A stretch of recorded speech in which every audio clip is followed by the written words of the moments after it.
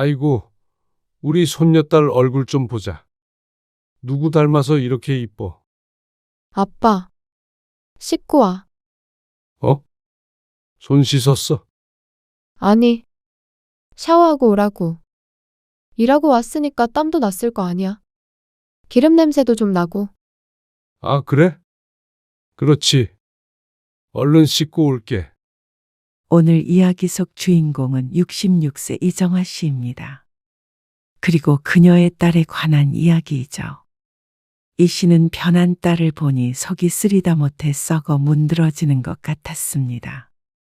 내 딸이 설마 부모에게 이럴 줄은 몰랐습니다.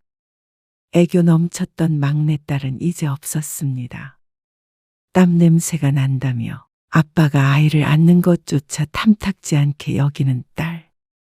평생 자식들을 위해 땀 흘린 아빠에게 냄새 난다는 말을 하며 멀리하는 걸 보니 기가 막혔습니다. 며느리가 그러는 것도 아니고 내 친딸이 그런 말을 하니 상처는 더 컸습니다. 그렇게 변한 이유를 따져보자면 돈인 듯 했습니다. 돈 있는 시부모는 떠받들고 돈 없는 친정부모는 업신여기는 딸이 과연 내 딸이 맞나 싶었습니다. 아이 한 번 안아볼라 치면 샤워까지 해야 하는 현실이 서글펐습니다. 딸이 자신들을 어떻게 생각하고 있는지 알 것 같았습니다. 그래서 이 씨도 생각했습니다. 이제는 내 품에 있는 자식이 아니라 남보다 못한 사이가 되었다는 사실을 말이죠. 이 씨는 아들 하나, 딸 하나가 있었습니다. 이 씨 부부는 여유롭지 않은 형편에 아이 둘을 잘 키워보기 위해 무던히 노력했습니다.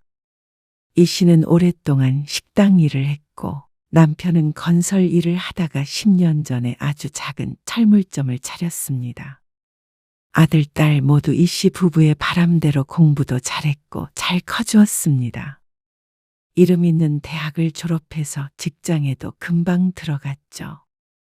그래도 어려운 와중에 자식들 농사는 참 잘 지었다며 스스로를 칭찬할 때쯤에 아들이 결혼을 했습니다.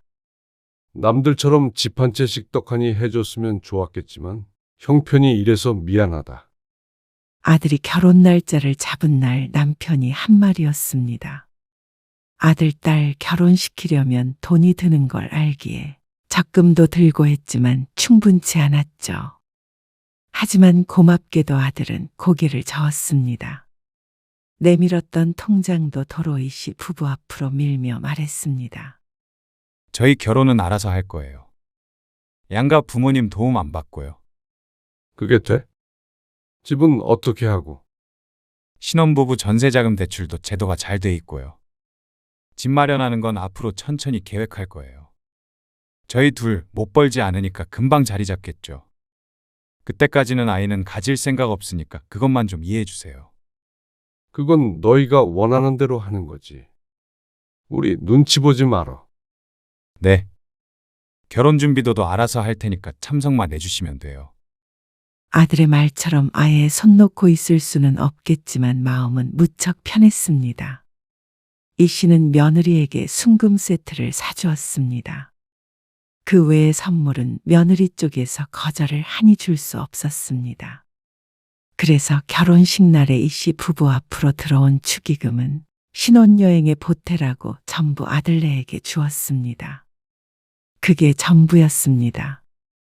이 씨 부부가 아들을 결혼시키며 쓴 돈 말이죠. 그래서 딸이 결혼할 때는 그렇게 갈등이 있을 줄은 몰랐습니다. 여기, 너 결혼에 보태려고 모아둔 돈이야. 이 씨는 아들이 결혼할 때와 똑같이 통장을 내밀었습니다. 딸의 몫으로 모아뒀던 3,500만 원이었습니다. 어찌 보면 큰 돈은 아닐지 모르겠지만 이 씨 부부에겐 의미가 있는 액수였죠. 아들이 거절했다고 딸도 무일푼으로 보낼 수는 없었습니다. 그런데 통장을 펼쳐본 딸의 표정이 이상했습니다. 울지도 웃지도 못하는 듯한 묘한 얼굴이었죠. 한참을 통장을 내려다보던 딸이 말했습니다. 전에 말한 적이 있었던 것 같은데. 현우 씨 있잖아. 집이 좀 부유해.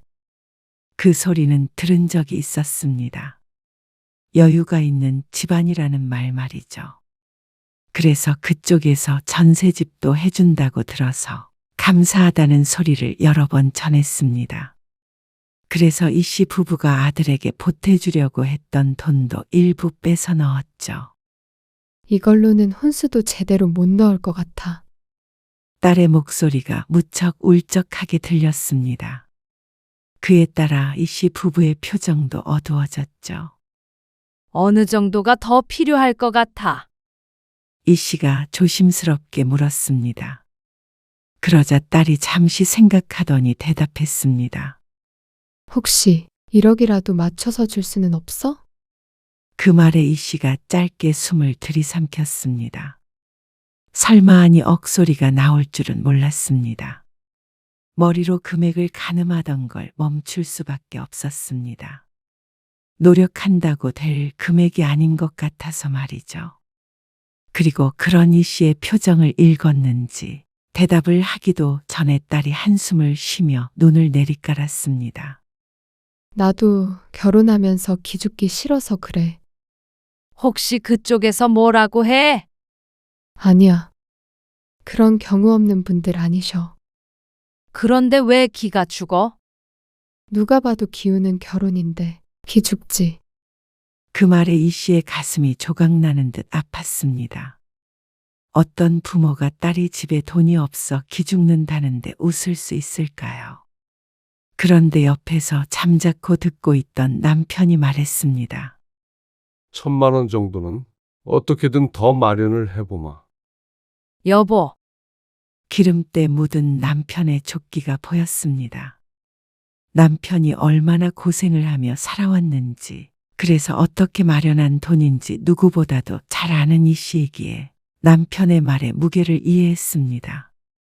그런데 이해할 수 있는 건 이 씨뿐이었는지 딸의 표정이 그나마 조금 펴졌습니다. 하지만 그렇다고 구겨진 표정이 어디 가는 것은 아니었죠. 그렇게 딸에게 4,500만 원이 든 통장을 주게 되었습니다. 그 중에 500만 원은 아들이 여동생 결혼하는데 보태고 싶다며 이 씨에게 전해준 것이었습니다.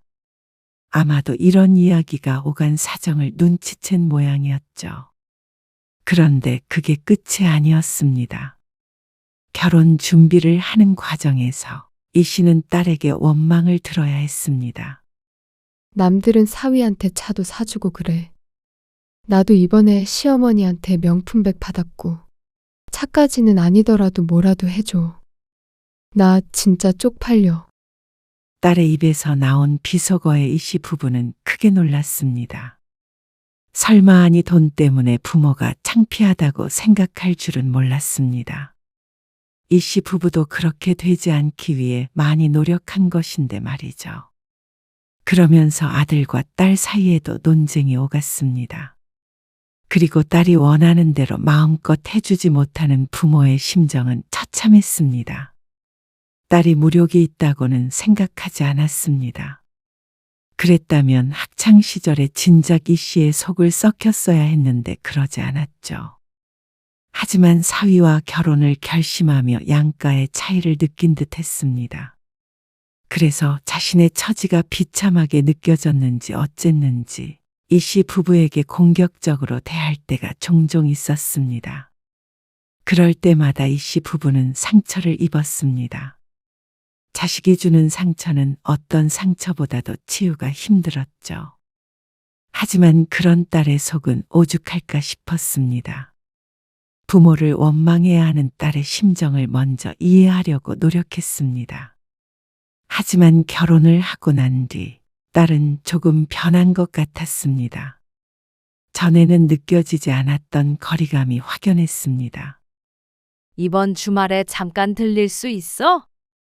너희 주려고 김치 따로 담아놨는데 안 본 지도 오래됐고 아버지도 한번 보고 싶다고 그러시네. 밥 한 끼만 먹고 가. 딸이 결혼한 지 2달이 지났는데 얼굴을 한 번도 보질 못했습니다. 그래서 이 씨가 전화를 걸었습니다. 차 타고 30분도 안 걸리는 곳이기 때문에 한번 들렀으면 했습니다. 하지만 돌아오는 대답은 실망스러웠습니다. 어쩌지? 주말에 시부모님 모시고 어디 좀 가기로 해서? 아, 이번 주에도? 요즘에 시아버지가 한가해지셔서 가족 여행 가. 그래, 알았어. 어쩔 수 없지. 너희 시간 될 때 한번 들러. 알았어. 이만 끊을게. 이번 주에도 가느냐 물어본 이유가 있었습니다.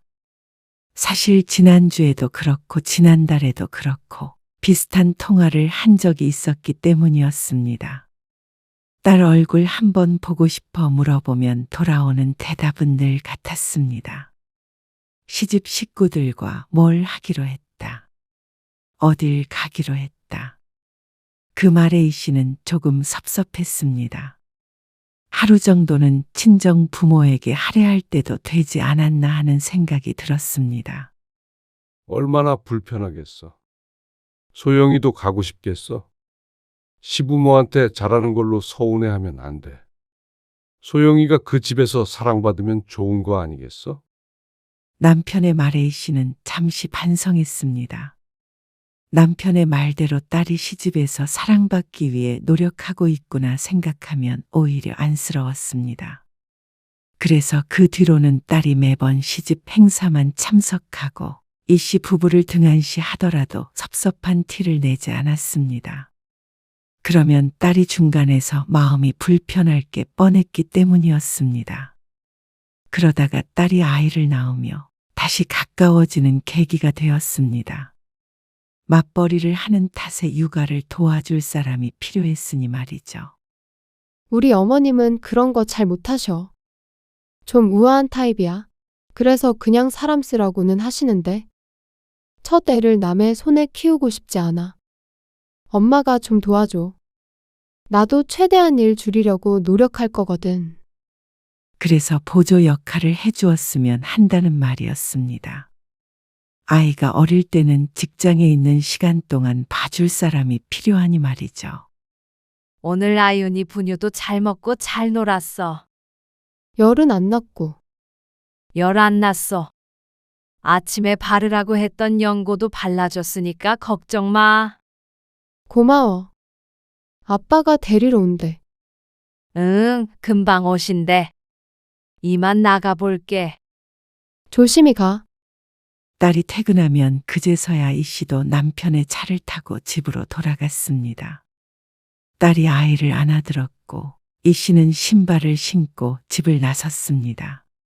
아파트 주차장에 남편의 차가 서 있었습니다. 소영이 왔어? 벌써 도착해 있었어요. 아까 한 20분 전에. 그러면 들어오지. 그럴 걸 그랬네. 애기 얼굴도 한번 보고 말이야. 근데 소영이는 아버지 들어오란 소리도 안 하네. 아이고, 근데 퇴근해서 피곤할 텐데. 부모가 들어와 있으면 맘대로 쉬지도 못할 거 아니야. 다음에 보지 뭐. 그런데 남편이 딸이 피곤할 것을 이유로 들었지만 사실 들어오지 않으려는 이유가 있었습니다. 복장도 이래가지고. 남편도 가게 문을 닫고 바로 오는 길이라 옷이 깔끔하지 못했습니다. 철물점을 운영하면서 아무래도 이런저런 기구들을 만지고 고치고 하다 보니 기름 냄새도 좀 났습니다. 깔끔한 성격이라 지저분한 모습은 아니었지만 남편이 느끼기엔 적절하지 못한 복장이라고 생각하는 듯 했습니다. 그리고 아마 딸도 그런 생각을 가지고 있는 것 같았죠. 아이고, 우리 손녀딸 얼굴 좀 보자. 누구 닮아서 이렇게 이뻐? 그러던 어느 날 딸이 아이를 데리고 이 씨의 집에 와 있었습니다. 잠시 맡기고 모임에 다녀온다고 온 것이었죠. 집에 손녀가 와 있다는 말에 이 씨의 남편이 조금 일찍 퇴근해서 집에 돌아왔습니다. 그래서 손을 씻고는 아이를 건네받기 위해서 두 팔을 벌렸습니다. 이 씨가 아이를 안고 있었는데 남편의 손에 넘겨주려던 찰나에 그 사이로 팔이 쑥 들어왔습니다. 딸이었습니다. 아빠, 씻고 와. 어? 손 씻었어? 아니, 샤워하고 오라고요. 냄새 나잖아. 아, 그래? 그렇지. 얼른 씻고 올게. 남편이 민망해하며 안방으로 들어갔습니다. 일하고 왔으니까 땀도 났을 거 아니야. 기름 냄새도 좀 나고. 그러면서 어깨를 으쓱하는데 이 씨는 머릿속이 복잡했습니다. 마지막 말을 남편이 못 들어서 어쩌면 다행이라고 생각했습니다. 남편이 금세 씻고 나왔습니다. 아윤이 잘 있었어. 보통은 이 씨가 딸의 집에 가서 돌봐주니 남편은 오랜만에 손녀를 보는 것이었습니다. 나 그럼 다녀올게. 10시는 돼야 올 거야. 재워놓으면 이따가 안고 갈게. 그래. 얼른 다녀와. 딸은 휴대폰을 챙겨 자리에서 일어났습니다. 그런데 뒤돌아 나가려다가 말고 머뭇거리며 아버지를 향해 말했습니다. 아빠, 혹시 담배 피면 애기 만지면 안 돼. 흡연을 하는 게 신경이 쓰인 모양이었습니다. 하지만 어쩌다 이렇게 손녀가 집에 올 때면 남편은 담배는 손도 안 댔습니다. 걱정 마. 남편은 웃는 얼굴로 딸에게 대꾸했습니다. 서운한 건 이 씨뿐인 듯 했습니다. 그런데 딸이 밤늦게 아이를 데리러 돌아왔을 때 더 섭섭한 마음이 들었습니다. 아윤이 자? 조심히 안고 가. 아기띠 하면 돼. 아이를 조심히 안아들더니 등 뒤로 벨트를 찼습니다. 그런데 이상한 행동을 했습니다. 아이의 머리카락에 코를 박고 킁킁대는 딸. 왜? 무슨 냄새 나? 이 씨가 다가가 코를 갖다 댔지만 별 냄새가 나지 않았습니다.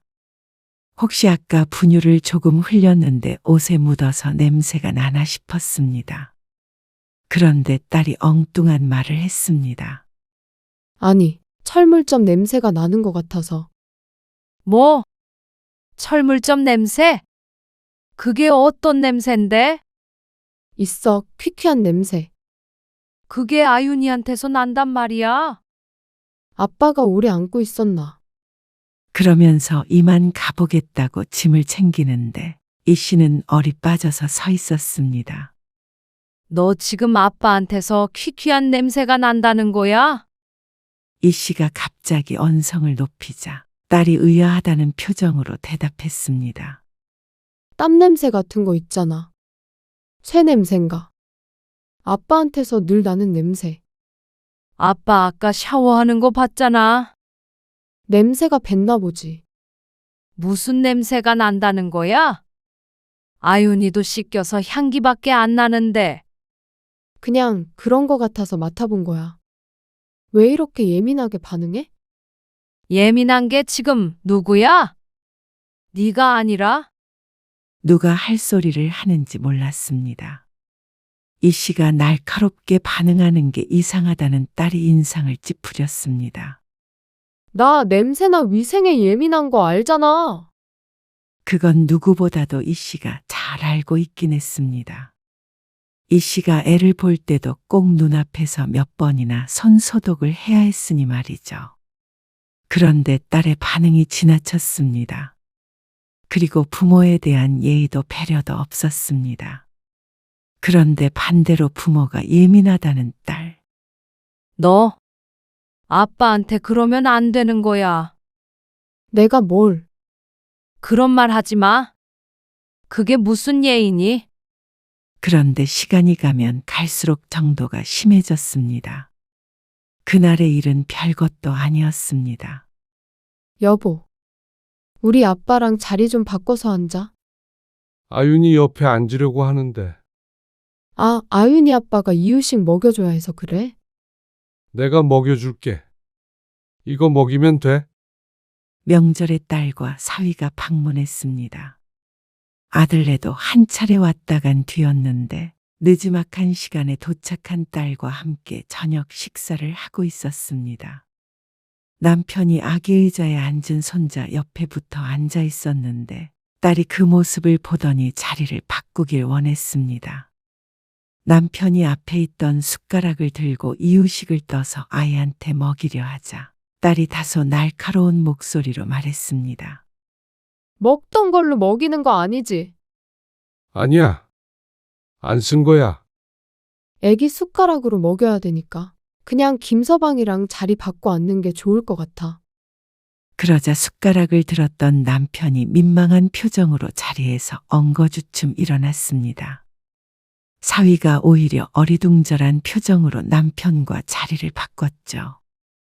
장인어른이 하시게 둬도 되잖아. 그러자 딸은 다른 대꾸를 하지 않고 고개만 저었습니다. 그러자 분위기가 묘하게 가라앉았습니다. 딸은 냄새나 위생 핑계를 댔지만 사실은 부모가 아기를 만지는 것 자체를 불편해 나는 기색을 보였습니다. 그나마 이 씨에게는 더 관대한 편이었지만 그건 남편과 비교를 했을 때 상대적인 것이었습니다. 과연 자신의 시부모에게도 이런 반응을 보일까 생각하면 그럴 리 없다는 걸 이 씨는 점점 깨달아갔습니다. 너 아까 아빠한테 왜 그랬어? 내가 뭘. 그리고 엄마 아빠 적어도 김서방이 집에 올 때는 옷에 좀 더 신경을 써줘? 전에 우리 시어머니 못 봤어? 그리고 딸이 부모에 대한 애정보다도 창피함이나 꺼리는 감정이 더 크다는 사실도 말이죠. 이 씨가 했던 말을 떠올렸는지 딸이 이 씨를 힐끔 쳐다보았습니다. 하지만 그것이 다였습니다. 어쩐지 자식에게 무시를 당하고 있다는 생각을 지울 수가 없었습니다.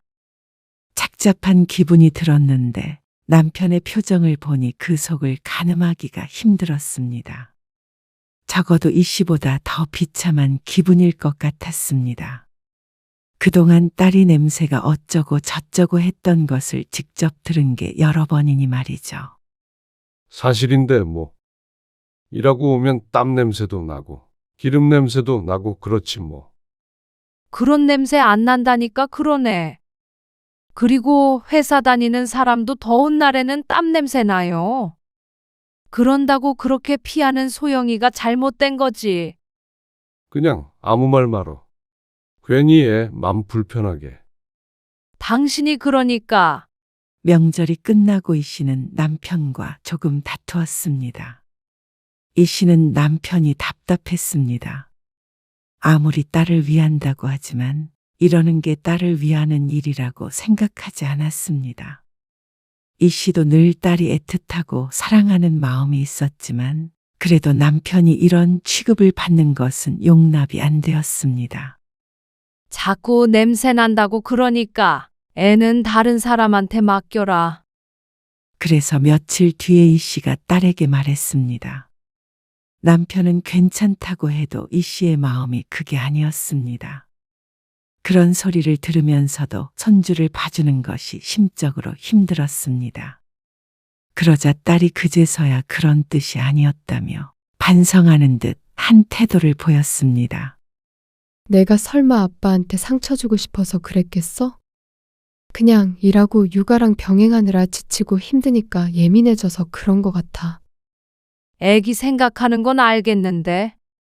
아빠도 너 못지않게 신경 써. 집에서도 너 그러고 난 뒤로는 꼭 샤워하고 애 안으려고 하고. 그러니까 아빠 앞에서 다시는 그러지 마. 알았어. 고개를 숙이는 딸의 모습을 보니 다시 안쓰러운 마음이 드는 건 어쩔 수 없었습니다. 다시는 그러지 않겠다고 한희희 씨도 마음을 풀었습니다. 그리고 그 뒤로는 딸은 그러지 않았습니다.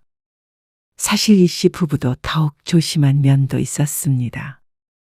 괜히 갈등을 만드는 것이 싫었기 때문이었습니다. 그러다 손주의 돌이 되었을 때였습니다. 양가 식구들만 모여서 간단하게 밥 먹고 끝내려고. 다른 사람들은 안 부르고. 그래. 그것도 괜찮지. 소규모로 진행하겠다는 돌잔치 준비가 순조로워 보였습니다. 뭐 도와줄 거 없어? 아니 시댁에서 파티룸 예약도 해주시고 했어. 딸은 이 씨 부부의 도움은 필요 없어 보였습니다. 그런데 손주의 돌인데 아무것도 준비를 안 할 수는 없었습니다. 돌잔치를 준비하는데 보태기보다도 손주 선물에 더 신경을 쓰기로 했습니다. 금은방에서 순금 반지 하나와 팔찌를 맞춰 준비했습니다. 하지만 나름대로 신경 써서 고른 것이었는데 돌잔치 당일이 되었을 때는 그 선물이 어찌나 초라해 보이던지 이거는 우리 시어머니가 주신 거고, 이건 시아버지. 그리고 이건 시집 식구들이 준 선물이라며 딸이 테이블 앞에 서서 한참을 자랑했습니다. 안사돈 혼자 준비한 선물만 하더라도 무척 화려했습니다. 200 가지고는 되지도 않을 것 같았습니다. 선물은 정성이라고 생각하고 살았는데 이 씨도 사람이기에 주눅이 들 수밖에 없었습니다. 이 씨가 선물을 내밀자 딸의 표정이 굳어지는 게 느껴졌습니다. 작은 상자에 들어있는 반지와 팔찌가 딸이 보기에도 초라한 듯 했습니다. 그러자 결혼할 때 딸이 쪽팔리다고 했던 말이 떠올랐습니다. 그러니 점점 더 작아지는 듯한 기분이 들었습니다. 안녕하세요. 오랜만에 뵙네요. 아, 예. 안녕하세요. 사부인? 아윤이 돌봐주셔서 감사해요. 아니에요. 제가 더 감사해요. 저희 소영이 예쁘게 봐주셔서요. 우리 며느리는 흠잡을 데 없죠. 저희한테 너무 잘하고요. 안사돈의 말에 이 씨는 웃었습니다. 그래, 그거면 됐다 하고 속으로 되뇌었습니다.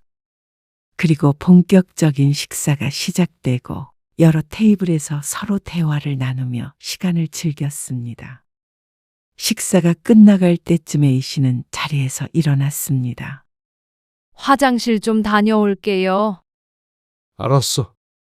남편에게 말하고 자리에서 일어나 화장실로 향했습니다. 그리고 볼일을 보고 나오려는데 세면대 쪽에서 사람 목소리가 들렸습니다. 소영아, 바깥 싸두니 철물점 한다고 그러셨나? 그러면 뭐 집 공사 같은 것도 할 줄 아시나? 안사돈의 목소리였습니다. 그리고 이어서 들리는 딸의 대답. 아, 네. 예전에 그런 일을 한 적은 있으신데. 어머 그래? 우리 집 작은 방 벽을 터버리려고 하는데 그거 바깥 사돈한테 맡아달라고 해도 되나 그럼? 아, 저희 아버지요? 그래. 기왕이면 아는 사람한테 맡기는 게 덜 아깝잖아. 어차피 드는 돈. 그 말에 기분이 상한다면 자격지심인가 하는 생각이 들었습니다. 그때 딸의 목소리가 다시 들려왔습니다. 저희 아버지 그런 가게가 아니라서요. 조그만 철물점이에요.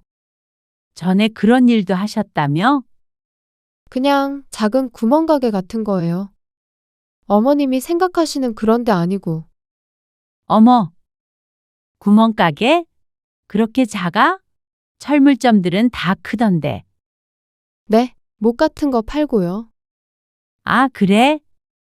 그러면 그런 용품 살 때는 사돈네 가게로 갈까? 아니요. 보여드리기 창피한 정도예요. 그러면서 더 깨끗하고 전문적인 곳으로 가시라고 말하며 웃는 딸. 딸의 답변에 안사돈이 어머 하는 소리가 들렸습니다. 사돈이 듣기에도 과하게 낮추는 말이 이 씨의 귀에는 더 거북하게 들렸습니다. 아니, 가슴에 대못이 박혔습니다. 엿들을 생각은 없었지만 딸과 안사돈이 화장실을 나갈 때까지도 이 씨는 문고리만 붙들고 서 있었습니다.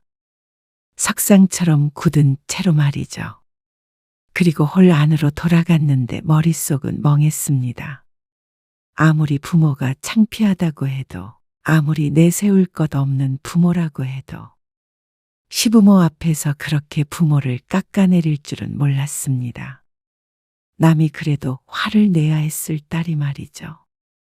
그렇게 하면 꼭 시부모에게 이쁨이라도 받을 수 있다는 것 같은 딸의 태도에 이 씨는 큰 상처를 입고 말았습니다. 이 상처는 어떤 것으로도 되돌릴 수 없을 것 같았습니다. 남편은 아무것도 모르고 좋다고 손주의 재롱을 보고 있었습니다. 멀리서 보자 딸이 안고 있던 아이를 향해 남편이 손을 내밀었습니다. 그런데 그 순간 딸이 몸을 틀어버렸습니다. 남편의 손은 갈 곳을 잃었습니다. 이전에도 본 적이 있던 장면이었습니다. 이 씨의 이성이 끊기는 소리가 들리는 듯한 착각이 들었습니다. 박소영, 엄마, 그동안 못난 부모와 어떻게 살았니? 그리고 왜 애를 못 안게 해? 무슨 냄새라도 나니? 기름 냄새? 땀 냄새? 쇠 냄새? 뭐가 됐던 간에 너는 그 냄새 덕에 공부했고 대학도 나왔어. 그렇게 살 수 있는 것도 다 너 혼자 잘나서 그런 거 같니? 갑자기 그게 무슨 말이야, 엄마. 딸이 주변 눈치를 보면서 말했습니다. 그렇게 우리가 창피하면 너도 그 집 딸 시켜달라고 해. 엄마, 왜 이래? 널 잘못 키운 내 탓이지. 부모가 쪽팔리고 냄새도 난다는 딸은 나도 필요 없어. 그제서야 딸이 입을 다물었습니다. 김서방, 네, 장모님. 내가 소영이 결혼할 때 4,500만 원을 줬거든. 사실 더 주고 싶었는데 형편이 안 됐어. 근데 앞으로 우리도 자식 하나는 없는 채로 노후를 살아가야 하니까 그 돈 돌려받아야겠는데.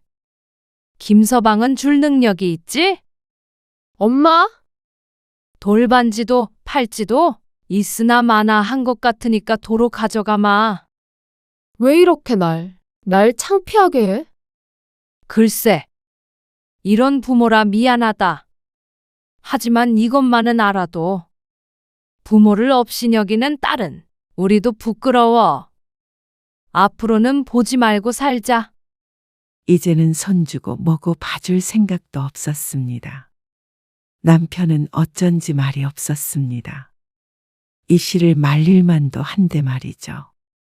남편도 정확한 사정은 알지 못해도 이 씨가 이러는 이유를 짐작하고도 남을 것이었습니다.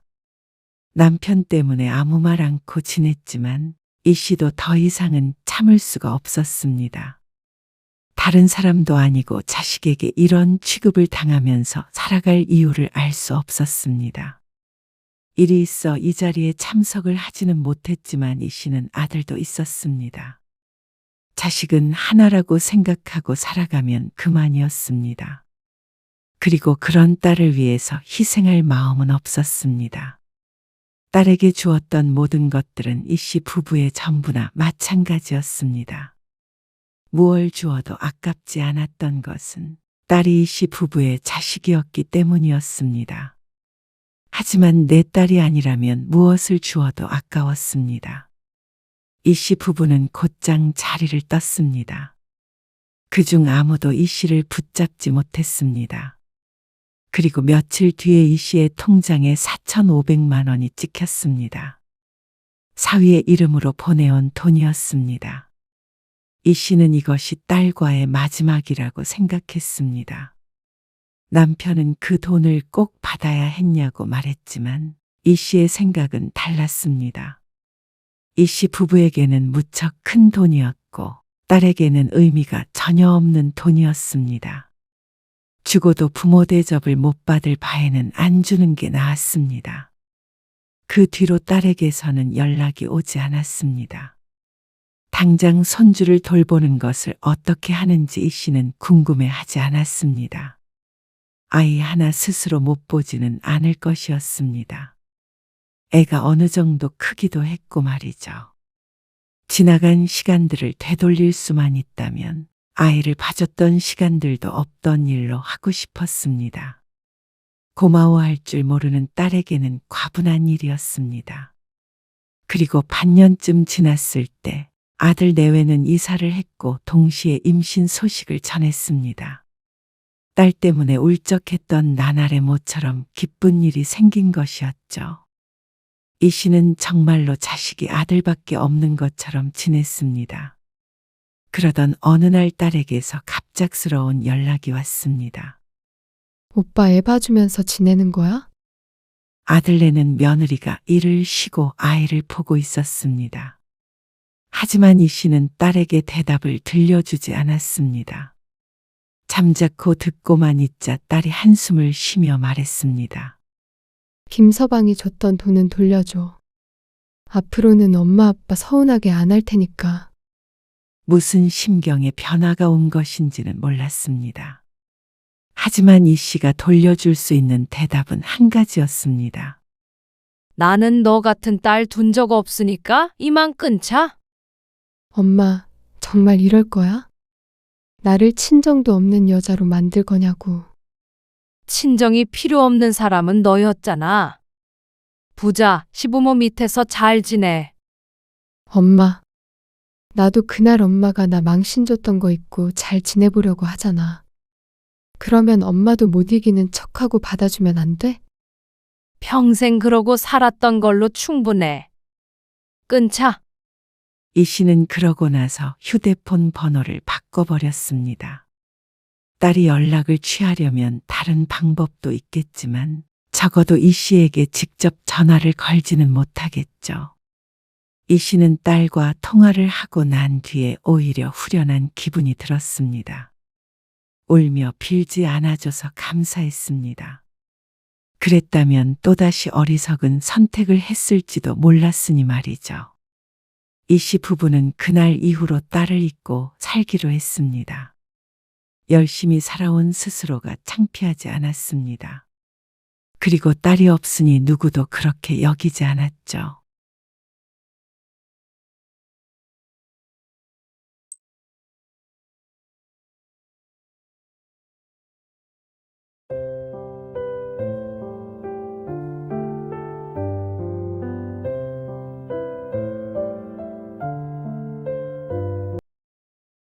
혹시 리모컨 못 봤어? 여기 팔걸이 위에 올려놨는데. 아, 리모컨 저한테 있어요. 근데 지금은 TV를 안 보셨으면 해요. 뭐? 왜? 정민이 집에 있을 시간이니까요. 이번 주에 학원에서 월말 평가 있거든요. 리모컨은 왜 가져갔어? 아버님 모르고 아무 때나 TV 보실까 봐요. 거실 리모컨은 앞으로 제가 보관할게요. 뭐? 아니, TV 소리보다 지금 말소리가 더 크겠다. 크게 듣지도 않는데 왜 그러는 거야? 정민이가 소리에 민감하단 말이에요. 이리 줘. 이 정도 소리에 공부 못하면 차라리 귀마개를 하라고 그래. 아버님, 이리 못 줘. 오늘 이야기 속 주인공은 68세 공만석 씨입니다. 그리고 그의 아들과 며느리에 관한 이야기이죠. 공 씨는 이럴 줄 알았더라면 결코 아들 내외와 함께 살지 않았을 것입니다. 아들 며느리가 어떤 상황에 있던지 간에 외면했을 것이었죠. 집에 들어올 때는 온갖 가머니설로 꼬드기더니 같이 살게 되자 집주인 행세를 할 줄은 몰랐습니다. 손자 공부에 방해된다며 숨조차 마음대로 쉬지 못할 지경이었습니다. 하루의 마무리를 9시 뉴스로 하는 공 씨는 생활 패턴에 큰 변화가 생겼습니다. 급기야 TV 리모컨까지 가져가며 이래라 저래라 하는 며느리. 내 집에서 TV 하나 마음대로 못 보는 게 말이나 되나 싶었습니다. 그런데 아들 며느리의 말도 안 되는 통제는 도를 지나쳐갔습니다. 공 씨도 이런 식으로는 한 달이고 두 달이고 더 살 수가 없었습니다. 혼자 살던 때가 그리웠습니다. 아들 며느리와 합가한 뒤로는 하루도 마음이 편했던 적이 없었습니다. 공 씨는 은퇴 후에 작은 편의점을 운영하며 혼자 살고 있었습니다. 아내는 2년 전에 세상을 떠났죠. 이제 겨우 혼자 된 삶에 익숙해졌습니다. 그리고 공 씨는 아들이 하나 있었습니다. 사는 곳이 멀었던 탓에 아들의 얼굴을 보는 것은 연중 행사나 다름없었습니다. 아내를 잃고 힘들었던 시기에조차 외로움을 혼자 견뎌야 했죠. 공 씨는 아침 일찍 출근해서 오후 7시에 퇴근을 했습니다. 그리고 야간 시간과 주말에는 알바생을 썼습니다. 그래도 아침부터 근무 시간이 길기 때문에 집에 오면 늘 녹초였습니다. 식사를 하고 싶고 소파에 앉으면 거진 9시였습니다. 공 씨의 하루는 늘 똑같았습니다. 드라마를 중간쯤 붙어보고 그러고 나서 9시 뉴스를 보고 방에 들어가 잠이 들었죠. 9시 뉴스가 시작하기를 기다리며 소파에 기대어 드라마를 보고 있었습니다. 그런데 공 씨의 휴대폰이 울렸습니다. 아들이었습니다. 명호, 네가 이 시간에 웬일이냐? 아직 안 주무셨어요? 내가 이 시간에 자나? 아, 다름이 아니고요. 내일 출근 안 하시죠? 주말이라 안 하지. 그러면 정민이 엄마랑 내일 좀 찾아뵐게요. 내일 오겠다고? 공 씨는 자신의 생일이라도 되나 싶어서 날짜를 세어보았습니다. 하지만 생일이 되려면 아직 한참 남았습니다. 뜬금없는 방문 예고에 공 씨가 의아해하자 아들이 말했습니다. 뭐, 상의할 게 있어서요. 그래. 그러면 내일 봐. 고개를 갸웃거리며 전화를 끊었습니다. 무슨 일이 됐건 간에 오랜만에 아들 얼굴을 본다는 것은 좋았죠. 공 씨는 다시 TV로 눈을 돌렸습니다. 커다란 TV에 뉴스 화면이 떴습니다. 그리고 뉴스가 끝나자 공 씨는 스트레칭을 한번 하고 욕실로 들어갔습니다. 양치질을 하고 자리에 눕자 여느 때와 똑같은 시간이었습니다. 그의 삶에는 일정한 습관이 있었고 그걸 지키는 것이 마음의 편안함을 가져왔습니다. 다음 날 오전 일찍 일어나서 집안일을 하는데 초인종 소리가 들렸습니다. 아들이 며느리와 함께 방문했죠. 정민이는 안 왔어? 손자가 보이지 않길래 물었더니 아들이 대꾸했습니다. 정민이는 학원 갔죠. 주말에도 학원을 가? 주말 특강 있죠. 거실 테이블에 차를 내오자 며느리가 먼저 입을 열었습니다. 다름이 아니고요. 아버님. 정민이 아빠가 이쪽으로 발령이 났어요. 이쪽? 우리 집 근처로 말이야. 아주 근처는 아닌데요. 왔다 갔다 할 수 있을 만한 거리예요. 그래? 그럼 명호만 오는 거야? 그건 좀 힘들죠. 가족끼리 떨어져 있는 것도 그렇고요. 그러면 다 같이 온다고? 제가 좀 알아보니까요. 정민이 진학은 이쪽이 더 나을 것 같더라고요. 공 씨는 며느리의 말을 듣고 그러려니 했습니다. 다 같이 가까운 곳으로 이사 오나 보다 생각했죠. 그런데 그것이 용건의 전부가 아니었습니다. 당장 전학을 시키려고 하는데 집을 여기서 살았으면 해서요. 저희 집은 처분하고요. 며느리의 말에 공 씨가 눈을 크게 떴습니다. 설마 하니 며느리가 이런 말을 할 줄은 몰랐습니다. 아무래도 서로 크게 불편할 테니 말이죠. 하지만 그렇게 해서 경제적으로 여유를 좀 누리겠다고 했습니다. 주거에 돈이 안 드니 그 돈으로 풍족하게 지내겠다고 말이죠. 그리고 공 씨도 그 덕을 보라는 듯이 이야기했습니다. 그건 고민을 좀 해봐야겠다.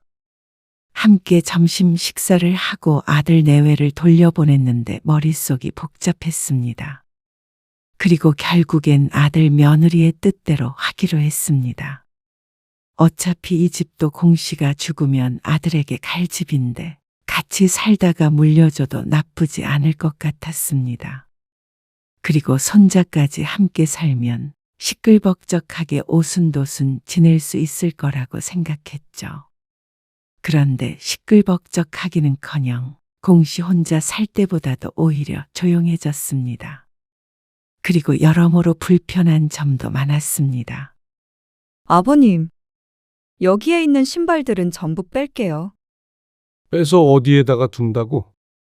일단은 베란다에 내놓을게요. 그리고 소파 테이블은 이쪽으로 좀 밀어둘게요. 아참, 그리고 식탁도 여기보다는 이쪽이 나을 것 같아요. 아들네가 들어온 뒤로 공 씨의 집은 대대적인 자리 배치가 있었습니다. 그리고 소파나 냉장고도 아들네가 쓰던 것으로 교체되었죠. 이렇게 바뀐 모습을 보니 내 집이 아닌 것 같았습니다. 아늑했던 공간이 순식간에 낯설어졌습니다. 아버지, 안방은 저희가 써도 될까요? 아무래도 정민이 엄마도 있고 하니까. 졸지에 안방까지 뺏긴 공 씨였습니다. 그런데 혼자서 큰 안방을 쓰는 것보다는 부부가 안방을 쓰는 게 어쩌면 더 맞을지도 모른다고 생각했습니다.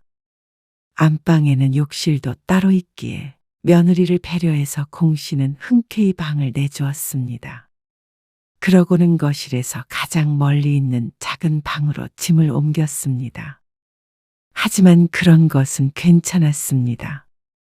어차피 방에 있는 시간은 잘 때뿐이었고 주로 거실에서 생활했기에 불편함은 없었습니다. 그리고 같이 살게 됐으니 공 씨의 생각만 고집할 수는 없었습니다. 그런데 문제는 따로 있었습니다. 다녀왔습니다. 정민이 왔냐? 네. 얼른 밥 먹고 들어가서 공부해. 저녁 8시가 넘은 시간에 귀가하는 손자. 손자는 아직 초등학교 6학년이었습니다. 여러 학원에 다니느라 귀가 시간이 늦었습니다. 공 씨는 그런 손자를 안쓰럽게 생각하며 TV로 눈을 돌렸습니다. 드라마가 방영되고 있었습니다. 부엌에서 달그락거리는 소리가 나더니 멈췄습니다. 밥을 다 먹은 손자가 씻고 나오자 뉴스가 시작되었습니다. 얼른 들어가서 공부해. 네. 그렇게 10분 정도가 지났을까. 며느리가 다가와서 말했습니다. 아버님, TV 소리 좀 줄일게요. 며느리는 공 씨의 대답을 듣기도 전에 소파 팔걸이에 놓여있던 리모컨을 집어들고 음량을 줄였습니다. 그런데 너무 줄인 나머지 뉴스에서 뭐라고 하는지 잘 들리지가 않았습니다. 이러면 아무것도 안 들리지. 공 씨가 음량을 2칸 올리자 그제서야 내용이 귀에 들렸습니다. 그런데 며느리가 한숨을 쉬며 맞받아쳤습니다. 자막도 다 나오잖아요. 아니, 아무리 그래도 소리는 들려야지. 정민이 공부하는데 방해돼서 그래요. 그러면서 공 씨에게 조금만 이해해달라고 코를 찡긋거렸습니다. 작은 방이 거실과 가깝기는 해도 TV 소리가 들릴 것 같지는 않았습니다. 시끄러운 음악을 틀어놓은 것도 아니고 말이죠. 그런데 며느리는 단호했습니다. 정민이 있는 시간에는 소리 3 이상으로 올리지 말아주세요. 부탁드릴게요. 그러고서 돌아서는데 황당했습니다. 3이면 아주 집중을 해야만 내용이 들리는 음량이었습니다. 평소에는 10 이상으로 키워서 들으니 차이가 많이 났습니다. 그런데 손주가 공부를 하니 방해하지 말라는데 굳이 신경 쓰이게 할 것이 있나 싶었습니다. 그러던 어느 날이었습니다. 주말에 소파에 앉아서 TV를 보고 있는데 며느리가 다가와 말했습니다. 아버님, 곧 정민이 와요. 그래?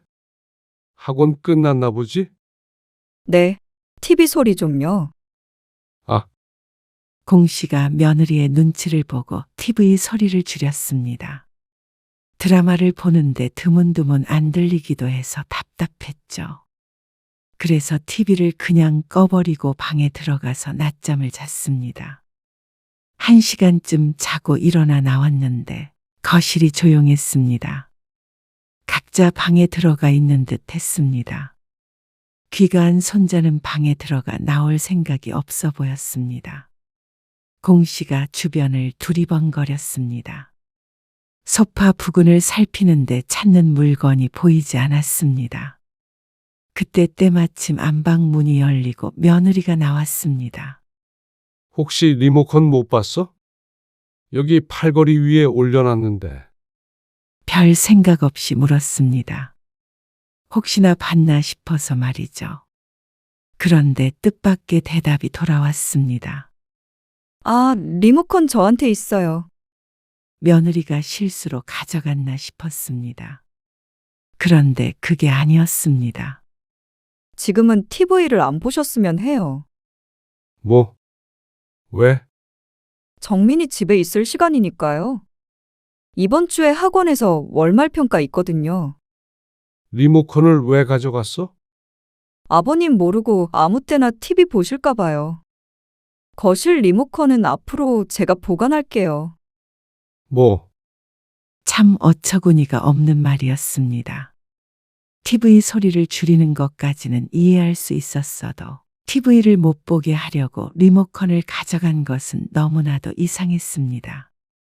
아니, TV 소리보다 지금 말소리가 더 크겠다. 크게 듣지도 않는데 왜 그러는 거야? 정민이가 소리에 민감하단 말이에요. 이리 줘. 이 정도 소리에 공부 못하면 차라리 귀마개를 하라고 그래. 아버님, 어? 이리 못 줘. 이번엔 공씨도 물러나지 않았습니다.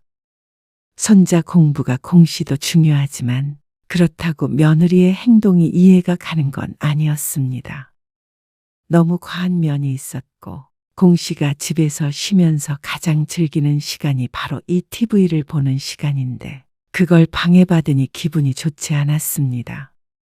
공씨가 강하게 나가자 며느리도 더는 우기지 못하고 리모컨을 내밀었습니다. TV를 켜자 며느리의 표정이 일그러졌습니다. 소리까지 올려버릴까 하다가 똑같이 유치해질 것 같아서 냅뒀죠. 그런데 며칠 뒤에 더욱 황당한 일이 있었습니다. 퇴근해서 집에 오니 거실에 책상이 나와 있었습니다. 거실창에 붙여놓았는데 손자의 것 같았습니다. 이게 뭐야? 먼저 와 있는 아들에게 묻자 아들이 대꾸했습니다. 아, 이거 정민이 책상이에요. 이제부터 거실에서 공부한대요. 뭐? 거실에서? 네. 정민이 엄마가 어디서 봤는데 거실에서 공부하는 게 효율이 더 높다고 했대요. 생활소음도 좀 있고 하면 기억이 더 잘 난다나.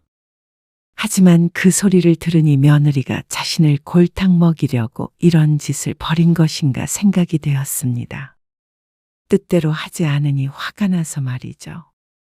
하지만 그렇다고 보기엔 손자의 공부를 중요하게 생각하는 며느리가 괜히 거실에서 공부하도록 하진 않았을 거라고 여겼습니다. 그날 공씨와 손자가 동시에 각자 자리에 앉았습니다. 손자는 거실 책상 앞에, 그리고 공씨는 소파에 말이죠. 그런데 그 모습을 보고 며느리가 기가 막힌다는 듯 물었습니다. 아버님, 뭐 하세요? 9시 뉴스 보려고 그런다. 정민이 공부하는 시간이에요. 시끄럽죠. 생활소음인지 뭔지가 좋다며. 생활소음은 그런 게 아니고요. 사람 지나가는 소리나 물소리, 뭐 이런 거죠. TV 소리는 과해요. 앞으로 9시부터는 TV 시청 금지예요. 정민이 아빠도 마찬가지고요. 공씨에게 과한 것은 며느리였습니다. TV도 못 보게 할 거였으면 거실로 책상을 옮길 때 적어도 한 번쯤은 공씨와 상의를 해야 했던 것 아닌가 싶었습니다. 일방적인 통보에 말문이 막혔습니다. 보통 8시 반쯤부터 TV를 보는데 9시부터 시청 금지라면 공시 보고 TV를 아예 보지 말라는 것과 같았습니다. 그런데 아들이 그 옆에서 며느리를 거들었습니다. 그래요, 아버지. TV 보는 옆에서 애가 집중이 되겠어요? 저도 안 볼게요. 아니, 그러면 뉴스를 어떻게 보라는 거야? 그리고 너는 원래 TV를 안 보잖아. 에이, 뉴스는 8시에도 하는데 뭘 그러세요? 하지만 공씨도 공씨만의 생활 습관이 있었습니다. 그걸 완전히 무시하는 행동이었습니다. 아침 일찍 출근하시니까 일찍 주무세요. 그걸 왜 너희 마음대로 정해? 정민이 때문에 그런 거니까 조금만 이해해 주세요. 이제는 손자의 이름만 들어도 경기를 일으킬 것 같았습니다. 그놈의 정민이. 초등학생 아이를 아주 잡는 것 같았습니다. 거기에 말이라도 보태면 자신의 양육 방식이 있네 어쨌네 해가며 한참을 설교하는 며느리. 같이 살면 살수록 공 씨는 며느리에게 질려갔습니다. 그러면 정민이 오면 거실에서 아무것도 하지 말라는 소리야. 아무것도 하지 마시라는 게 아니고요. TV는 좀 그렇다는 거죠. 그럴 거면 책상을 방 안에다 두는 게 맞지 않아? 거실이 혼자 쓰는 공간도 아니고 말이야. 이렇게 해야 공부 잘하고 있는지 제가 보기도 하고 그러죠. 요새는 이렇게 하는 집도 많아요. 전교 1등 공부법이래요. 방에서 공부하면 전교 1등 못한다 그래. 에이, 아버지. 정민이 위해서인데 TV 하나 포기 못 하세요? 공 씨는 같이 살면서 아들네와 서로 맞춰가야 한다는 건 각오를 했었습니다. 하지만 이렇게까지 공 씨의 공간에서 공 씨를 밀어낼 줄은 몰랐습니다. 막무가내로 거실을 아이의 공부방처럼 만들어버리겠다는 말에 화가 안 날 수가 없었죠. 그럼 내 집에서 내 맘대로 TV도 보지 말라는 거야? 내 집이라고 하시면 저희 서운하죠. 방 안에 TV 넣어드린다니까요.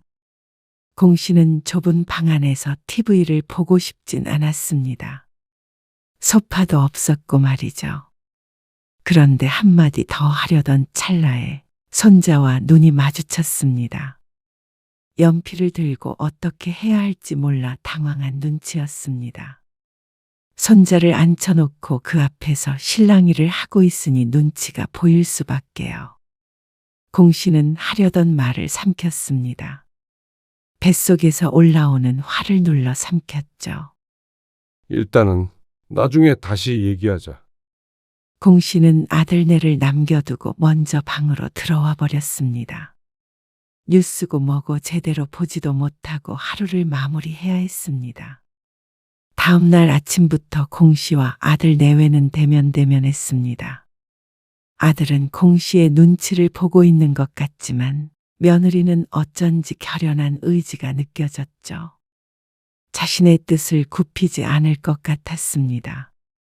그런데 그날 저녁, 퇴근해서 아들 내외와 대화를 나누려는데 가장 먼저 반기는 것은 웬 박스였습니다.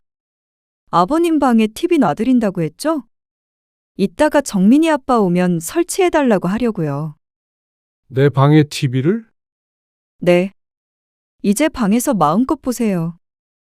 이제는 방에 들어가서 나오지 말라는 소리로 들렸습니다. 그리고 이런 것조차도 제대로 된 상의 없이 독단적으로 진행하는 것에 불만이 컸습니다. 공 씨는 한참 동안 박스를 내려다보았습니다. 공 씨는 꼭 뉴스 내용이 궁금해서 이렇게까지 하는 것이 아니었습니다. 공 씨도 최소한 유지하고 싶은 삶이 있었습니다. 편의점이 보는 것처럼 그리 쉬운 일은 아니었습니다. 70이 다 된 나이에도 나가서 일을 하고 들어오는데 특히나 고된 날도 있었습니다. 그럴 때 소파에 기대어 조용히 TV를 보면 그것이 공 씨만의 힐링이었죠. 그걸 아예 못하게 만드니 공 씨도 답답했습니다. 이럴 거면 차라리 혼자 사는 삶이 좋았습니다. 누구의 눈치도 보지 않고 마음대로 살아도 되니 말이죠. 모든 것을 아들 며느리에게 맞춰야 하는 삶은 고달팠습니다. 하지만 공 씨는 아무 말 하지 않았습니다. 아들이 퇴근해서 공 씨의 방에 TV를 설치할 때조차 옆에서 가만히 지켜보았습니다. 공 씨만 방에 들어가면 모든 게 다 평화로운가 싶으니 포기를 하게 되었습니다. 이제 와서 아들네 보고 나가라고 할 수도 없고 그렇다고 손자가 공부한다는데 옆에서 방해할 수도 없었습니다. 며느리도 나름대로 중간 지점을 찾으려고 노력했구나 생각하자 싶었습니다. 그래서 공 씨는 그날 이후로 TV는 방에서 혼자 보게 되었습니다. 이게 차라리 낫네. 음량에 신경 쓰지 않아도 되고 며느리나 손자 눈치를 안 봐도 되니 차라리 방에 있는 게 더 나은 점도 있었습니다. 분명히 그랬습니다. 하지만 몇 달 뒤 주말이었습니다. 저희 좀 나갔다 올게요. 이따가 정민이 오면 숙제하고 있으라고 전해주세요. 그래. 알았다. 손자가 학원 가고 없는 시간. 공 씨는 거실에서 TV를 보고 있었습니다. 거기에다가 아들네도 외출한다고 하니 들뜨기까지 했습니다. 주말에 이렇게 아들네가 외출하면 그제서야 숨통이 트이는 것 같았습니다. 그런데 그렇게 즐기던 시간도 잠시였습니다. 1시간쯤 지나자 학원에 갔던 손자가 돌아왔습니다. 가방을 거실 책상에 올려놓길래 공 씨가 TV를 끄고 자리에서 일어났습니다. 정민아, 엄마가 숙제하고 있으라더라. 네. 그렇게 전하란 말만 전하고 공 씨는 방으로 들어갔습니다. 손자 공부하는데 괜히 방해가 될까봐 문도 살금살금 닫았습니다. 그리고 방 안에서 TV를 보고 있다가 잠이 들었습니다. 그런데 거실에서 소란스러운 소리가 나길래 잠에서 깼습니다. 며느리의 목소리가 들렸죠. 문을 열고 나가자 어느새 돌아온 것인지 아들과 며느리가 보였습니다. 시간은 꽤나 흐른 상태였습니다. 너 정신이 있는 거니 없는 거니? 내일 단어 시험 아니야? 맞아요. 그런데 TV를 보고 있어? 핸드폰 압수했더니 TV를 보는 애가 어디 있어? 친구들이 친구들이 꼭 보라고 해서. 그런다고 하라는 공부는 안 하고 몰래 TV를 봐? 주말에 TV 좀 본다고 아이를 너무 나무라는 것 같았습니다. 그런데 아들은 그런 모습을 잠자코 지켜보기만 했습니다. 아무리 양육 방식이라는 게 있다지만 며느리는 너무했습니다. 너 이번에 시험 하나라도 틀리기만 해봐. 아주 그냥 핸드폰도 아예 없애버릴 거야. 며느리의 말에 손자가 울먹거리는 게 보였습니다. 공 씨가 며느리를 좀 말려야겠다 생각했을 때 다음 말이 공 씨의 기분을 건드렸습니다. 여보, 거실에 TV 없애버려. 아무튼간 진작에 없앴어야 하는 건데. 괜히 아버님 때문에? 뭐, TV를 없애? 그제서야 며느리가 공 씨를 돌아보았습니다. 멈출만도 하지만 며느리는 계속 씩씩거렸습니다. TV를 몰래 본 것이 이렇게까지 할 일인가 하는 생각이 들었습니다. 네. 어차피 저희도 TV 잘 안 보는데. 정민이 교육을 위해서 없애야겠어요. 보는 시간을 정해주거나 하면 되지. 그래봤자 몰래 볼 수 있잖아요. 거실에 TV가 아예 없으면 어떡해? 나도 보는데. 그러자 며느리가 한숨을 쉬며 말했습니다. 꼭 공 씨를 한심하게 생각하는 것 같았습니다. 아버님, 어차피 방에 TV 놓아드렸잖아요. 지금 아버님 TV 보는 게 중요해요? 애 미래가 달린 일인데. 그 말투에 공 씨도 기분이 상했습니다. 내일 TV 없앨게요. 정말 뭐가 다 이렇게 맘대로야? 아버님, 내 집 거실에 있는 TV를 왜 마음대로 떼? 냅둬라. 방에서 보시면 되잖아요. 아, 거실에서 볼 거야. 어린애도 아니고 왜 이러세요? 정민이 교육 때문이라니까요? 자식 교육을 어떻게 하든지는 마음대로 해라. 나도 내 방식대로 생활할 테니까. 공 씨는 그렇게 말하고 난 뒤에 곧장 TV를 틀었습니다. 아버님, 이러면 정민이가 엄마를 얼마나 우습게 보겠어요. 그런 건 모르겠고. 앞으로 내가 거실에서 TV 보는 거에 참견하지 말어. 그러자 며느리가 황당한 표정을 지었습니다. 정민이는 방에 들어가서 공부를 시키든 해. 그거에 대해선 충분히 설명드렸잖아요. 거실은 다 같이 쓰는 공간인데 애 공부방으로 만든 것 자체가 이기적인 거 아니냐? 아버님은 친손자 일인데도 이해 못 해주세요? 고작 TV 하나 때문에 이러시는 게 이해가 안 가요. 그리고 자꾸 내 집 하시는 것도 서운하고요. 그럼 여기가 내 집이지 너희 집이야? 앞으로는 뭐라든 나하고 상의하고 결정해. 아버지, 왜 이러세요? 정민이 엄마 섭섭하게. 너는 네 처 섭섭한 것만 생각하고 애비는 신경도 안 쓰지? 왜 그런 말씀을 하세요? 앞으로는 나도 너희 배려 같은 거 안 하고 살 거야. 그리고 집에서 큰 소리 내지 말어. 공부가 어쩌고 저쩌고 하더니 지들이 제일 시끄러워. 공 씨가 TV 음량을 높이며 말했습니다. 애도 일찍 재워라. 그런다고 공부를 잘하냐? 키도 안 크겠다. 며느리가 기가 막히다는 듯이 헛웃음을 흘렸습니다. 공 씨는 못 들은 척하고 TV에 집중했습니다. 속이 다 시원했습니다. 진작에 이럴 걸 그랬다는 생각이 들었습니다. 배려를 해주면 그게 배려인 줄도 모르는 아들 내외가 괘씸했습니다. 그런 자식에게 공 씨도 굳이 희생을 할 필요를 못 느꼈죠. 그렇게 다음 날이 되어 출근을 했는데 발걸음이 가벼웠습니다. 오늘부터는 누가 뭐라고 그래도 공 씨의 일상을 되찾을 생각이었습니다. 그런데 퇴근하고 보이는 광경에 할 말을 잃었습니다. 거실에 TV가 걸려있던 자리가 휑했습니다. 턱이 빠질 듯한 공 씨를 보고는 며느리가 새침하게 말했습니다. 어제 말씀드린 대로 TV는 떼버렸어요. 이해하시죠? 공 씨는 아무런 대꾸를 하지 못했습니다. 어쩜 이런 경우가 다 있나 싶었습니다. 공 씨가 어떤 반응도 보이지 않자 며느리는 공 씨가 상황을 받아들였다고 생각하는 듯 했습니다. 뜻대로 된 것 같아서 뿌듯한 표정까지 지었습니다. 하지만 공 씨는 다른 생각을 하고 있었습니다. 다음 날 공 씨는 출근을 하지 않았습니다.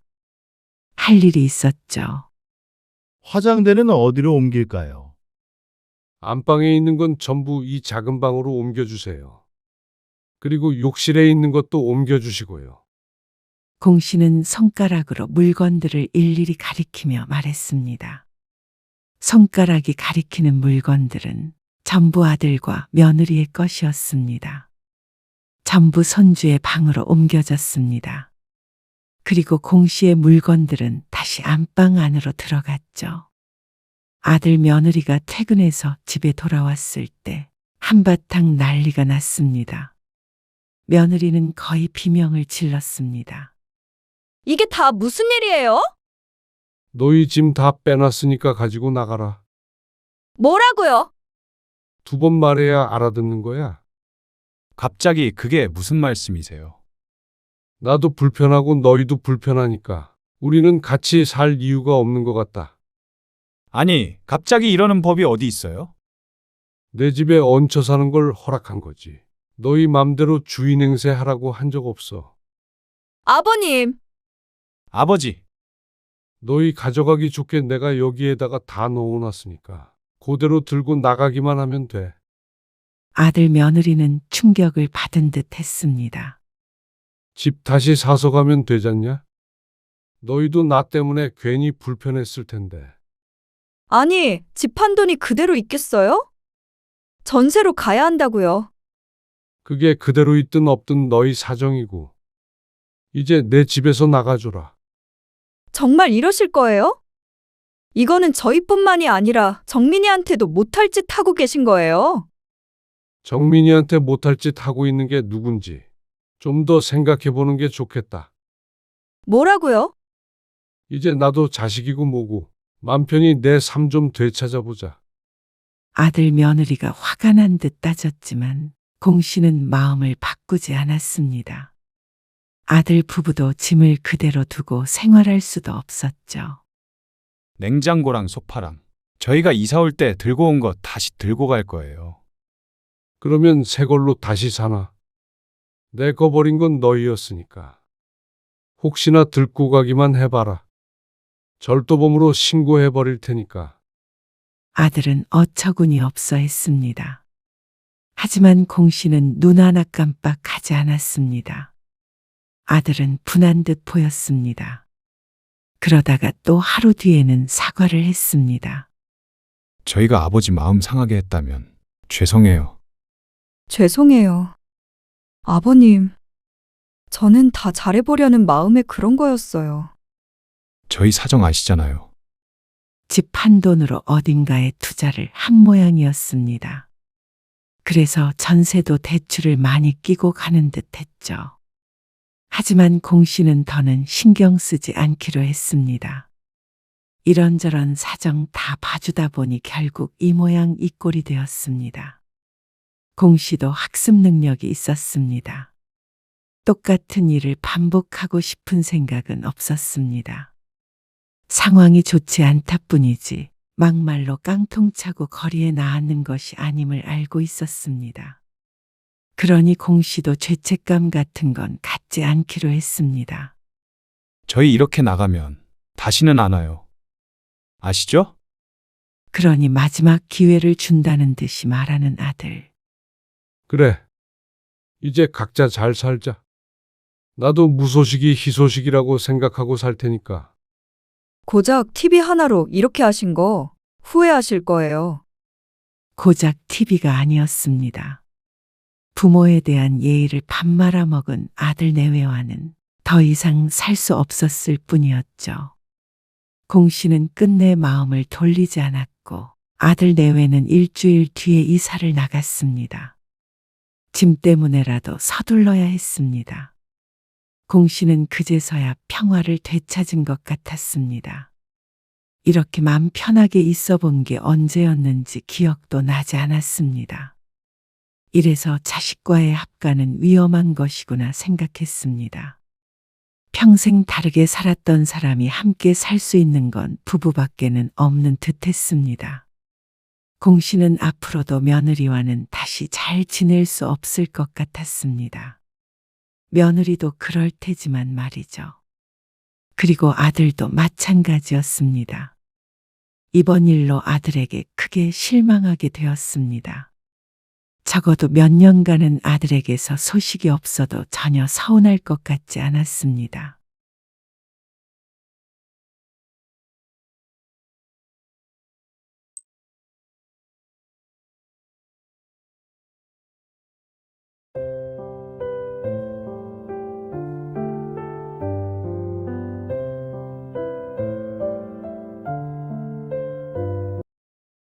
너희 가져갈 것 따로 올려뒀는데 다른 것도 가져갔니?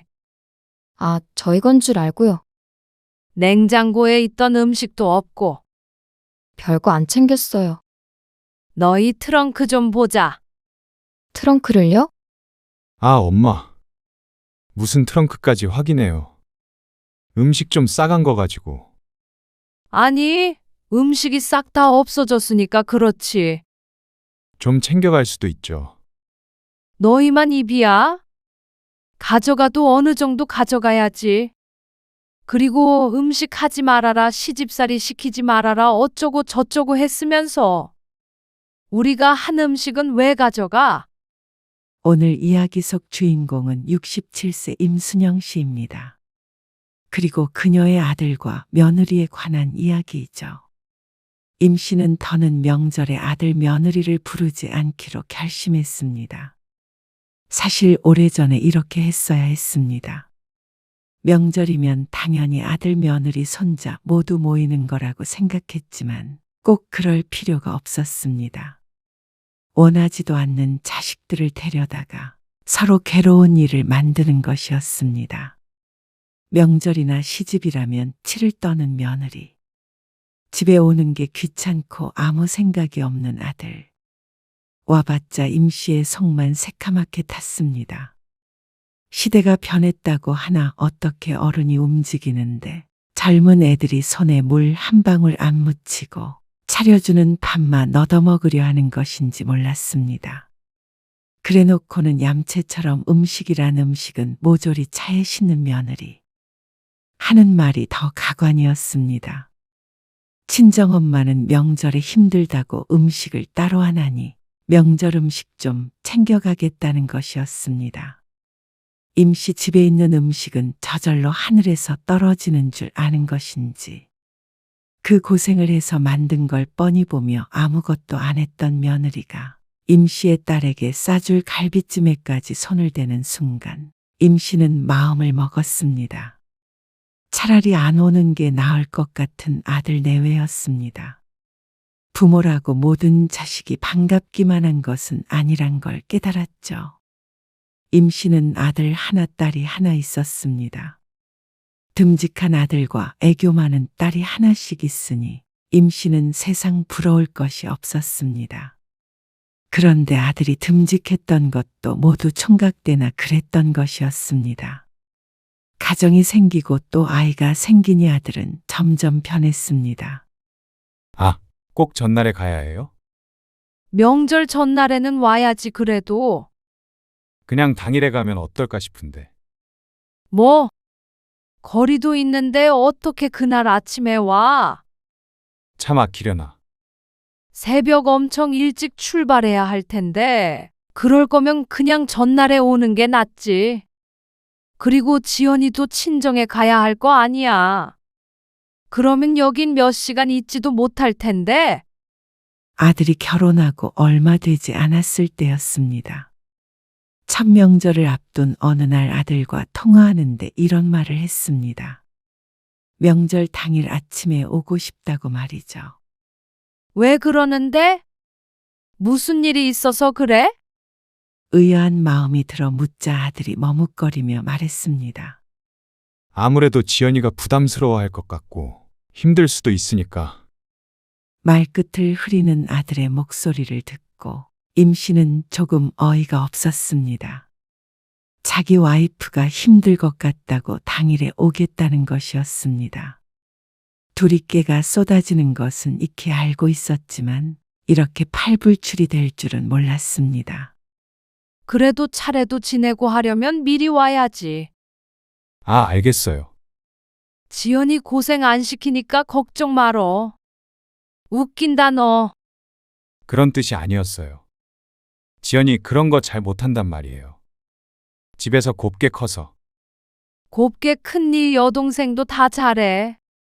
걔는 걔고요. 참나 끊어. 그날 보자. 대화를 이으면 이을수록 어이가 없었습니다. 그런데 첫 명절에 며느리가 왔을 때는 예기치 않은 상황을 마주해야 했습니다. 저희는 방에 들어가 있을게요. 뭐? 집에 도착하자마자 인사만 하고 방에 들어가 있겠다는 아들 내외. 음식 준비로 분주해 보이는 부엌이 눈에 보이지 않는 듯 했습니다. 그래도 같이 앉아서 얘기도 하고 해야지. 아들이 결혼하고 첫 명절이니만큼 오순도순한 모습을 상상했었는데 당황스러웠습니다. 그래, 오빠. 이리 와서 앉아. 새언니랑 같이. 아직 결혼을 하지 않은 딸도 와 있었습니다. 그런데 뭐가 그렇게 불편한지 자꾸만 방으로 들어가려고 했습니다. 아직 음식 준비 다 안 됐어요? 거의 했고 전만 붙이면 돼. 나머지는 내일 해야지. 민선이랑 하시면 되잖아요. 임씨에게 딸과 함께 전을 부치라는 아들. 그러니까 며느리는 시키지 말라는 말을 돌려서 하는 것이었습니다. 어처구니가 없어서 헛웃음이 나왔습니다. 첫 명절부터 며느리에게 전 부치는 일을 떠넘길 생각은 없었습니다. 그런데 아들의 머릿속이 너무 투명하게 보여서 기가 찬 것이었죠. 아, 음식 안 시킬 테니까 좀 나와 있어. 그제서야 슬그머니 자리를 잡고 앉는 아들 내외. 그리고 정말로 명절 음식을 준비하고 저녁 밥상을 준비하는 동안 며느리는 아무것도 하지 않았습니다. 숟가락, 젓가락조차 놓을 시도도 하지 않는 걸 보니 둘이 이미 말을 맞추고 온 것인지 아니면 원래 그러한 성격인지 알 수 없었습니다. 자신보다 훨씬 어린 시누이도 열심히 거드는 걸 봐도 아무 생각이 안 드나 싶었습니다. 하지만 첫 명절이라 그렇겠거니 생각했습니다. 그런데 다음 명절에도 그랬던 것을 보면 적응의 문제가 아님을 알았죠.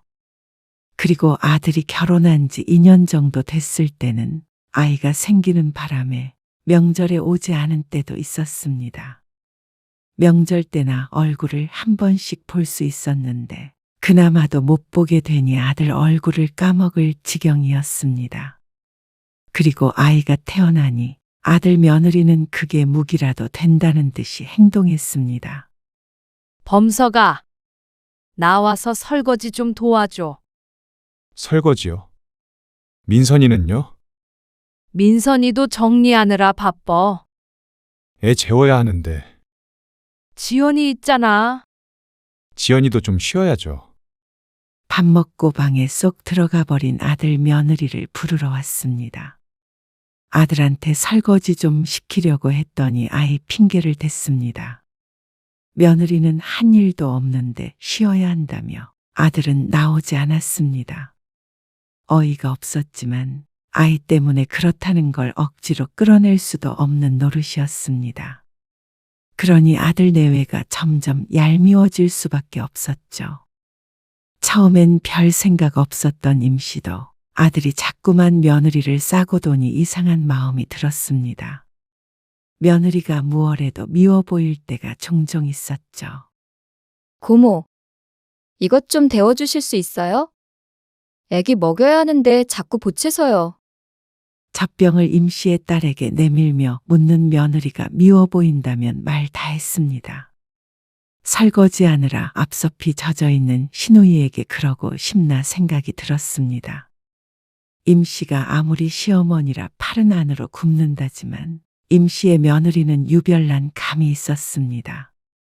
주변에 물어봐도 얌체 같은 며느리가 있긴 하지만 임씨의 며느리처럼 손 하나 까딱하지 않는 며느리는 좀처럼 없었습니다. 아들을 통해서 한마디 했다가 시집살이 시키는 못된 시모 취급을 받은 뒤로는 언행도 조심스러웠습니다. 그런 시모가 되고 싶은 건 아니었으니 말이죠. 그리고 나중에 내 딸이 시집 갔을 때를 생각하면 임씨는 최대한 며느리에게 잘해주고 싶었습니다. 1년에 2-3번 만나는데 굳이 일을 시켜야 하느냐 한다면 임씨도 그건 아니었습니다. 하지만 그런 임씨의 마음을 알아준다면 다행이었겠지만 며느리도 아들도 안중에 없는 모양이었습니다. 명절 연휴가 시작되기 하루 전 임씨는 많이 아팠습니다. 응급실에 다녀올 정도였는데 수액을 맞고 퇴원했죠. 이번에 차례는 안 지내는 게 어때? 음식 재료를 다 사놨는데 그건 어떻게 해요? 뒀다가 다른 거 해 먹으면 되지 않아? 다 썩을 텐데. 그리고 애들도 오는데 명절 음식도 없으면 되겠어요? 그럼 간소하게 하자. 간소하게. 알겠어요. 임씨의 딸도 그런 엄마를 도와준다면서 명절 전날 아침 일찍 왔습니다. 오빠는 언제 온대요? 2-3시쯤 오려나 모르겠네. 그리고 아들 며느리는 4시쯤에 도착했습니다. 집이 따뜻하네요. 한마디 말만 하고 또 방으로 쏙 들어가서 10분째 나오지 않는 아들과 며느리. 손자는 정신없이 거실을 뛰어다니느라 바빴습니다. 애를 봐야 하는 것도 아닌데 왜 꼭 저러는지 몰랐습니다. 몸도 안 좋은데 참 그게 거슬렸습니다. 평소와 같았을 뿐인데 말이죠. 오늘은 내가 컨디션이 안 좋아서 말이야. 너희도 좀 나와서 도와줘라. 그래서 아들네에게 음식하는 걸 도우라고 했습니다. 그랬더니 아들은 놀란 표정을 지었습니다. 자신에게 하는 소리가 맞나 하는 얼굴이었죠. 전도 부치고 해야 되는데 손이 부족해서 그래. 민선이 있잖아요. 너는 너희 아버지도 거드는데 방 안에 콕 박혀 있고 싶니? 그 전까지는 애가 어리니까 이해를 했지만 이젠 아니었습니다. 같이 먹을 음식인데 굳이 아들 며느리만 일해서 제외하는 것도 합리적이지 못한 일이었습니다. 옛날처럼 며느리만 부려먹는 것도 아닌데 임 씨가 너무 눈치를 보고 살았던 것 같았습니다. 아니, 무슨 음식을 그렇게 많이 하길래 이 많은 사람들이 필요해요. 조금 하더라도 같이 하는 게 맞지 않니? 임 씨가 강하게 나가자 아들과 며느리도 마지못해 나왔습니다. 그런데 표정이 어찌나 안 좋던지 보는 사람이 다 불편할 정도였습니다. 저는 이거 저을게요. 며느리가 국자를 들더니 가슴을 앞으로 갔습니다. 갈비찜 올려둔 것이 있는데 그걸 적겠다고 나섰습니다. 임 씨는 별 생각 없이 고개를 끄덕였습니다. 그런데 한참 무언가를 하다가 다시 가스레인지를 보았는데 아직도 그 앞에 서 있는 며느리를 발견했습니다. 한 손으로는 국자로 냄비 안을 천천히 적고 있었고 다른 한 손에는 휴대폰을 들고 뭔가를 보고 있었습니다. 너 뭐 하니? 이거 적고 있어요.